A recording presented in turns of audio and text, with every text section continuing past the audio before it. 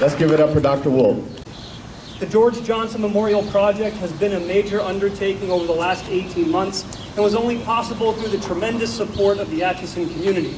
Sean has already offered thanks to our partner organizations, but I would like to offer a few personal thanks if you'll indulge me. My colleagues at Benedictine College have been encouraging and supportive of this work since I first started my research more than 4 years ago. I would like to especially thank Dr. Julia Bowen, Dr. Richard Crane, Dr. Rick Coronado, Dr. John Sedek, Dr. Terry Malloy, Dr. Virginia Winder, Steve Johnson, Dr. John Romano, and Dr. Filberto Hernandez for their constant support over the last 4 years. The Benedictine College administration has also been encouraging of this project from inception through conclusion, most especially Dean Kim Shankman. Thank you for understanding the value and importance of this work.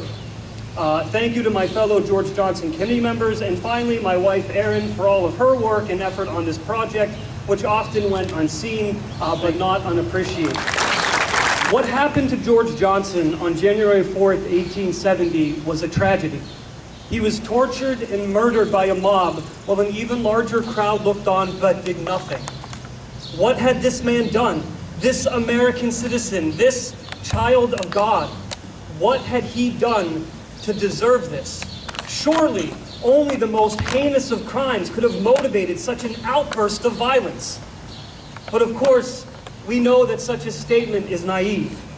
Too often people are killed for nothing.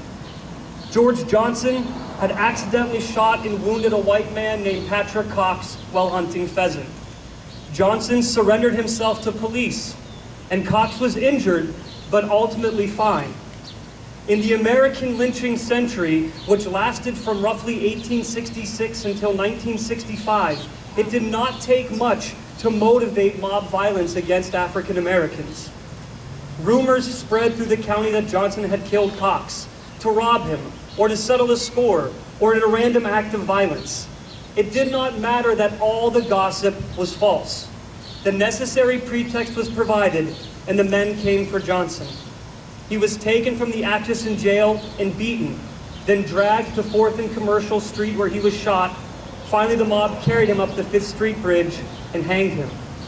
In the wake of the tragedy, most of the Atchison community cried out against the violence, but there was no justice for George Johnson. Not ultimately.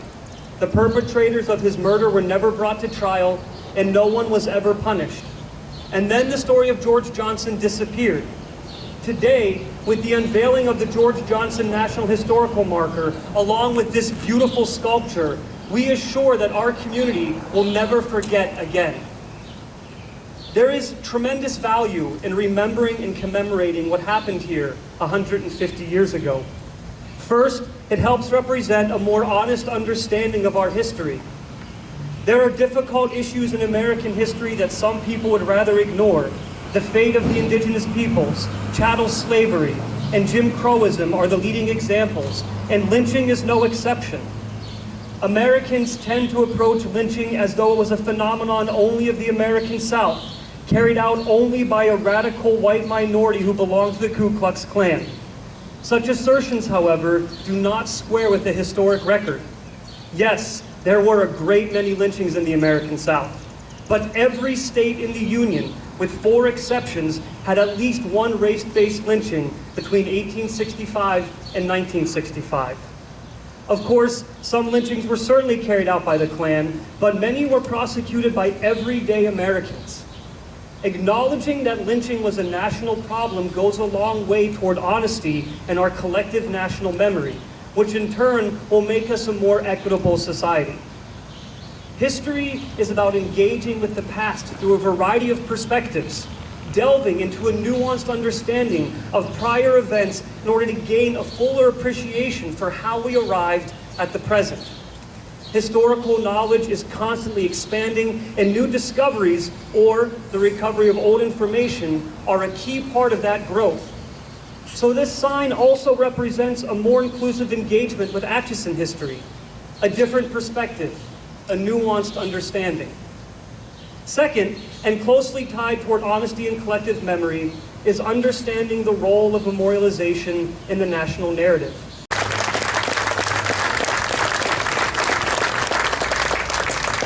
be committed in this work together. It is a real honor to be able to commemorate Juneteenth with you here today, and on this beautiful occasion to unveil this historical marker and to dedicate this beautiful sculpture. For those of you who may know a little bit less about the Equal Justice Initiative, I'm going to give you just a little bit of background about who we are and why we are committed to working with communities on projects like this to elevate our local consciousness about this past and how we think and know that it relates to our present and hopefully can inform our advocacy as we all seek to have a more equitable and just world.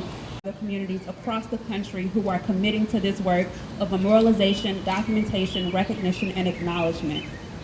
This work is a step that is critical in truth-telling because there is a path to recovery and reconciliation when we tell the truth about our history in public. Acknowledging racial harm in public spaces is a critical step to racial healing and repair. We must address oppressive histories by honestly and soberly recognizing the pain of the past. Okay.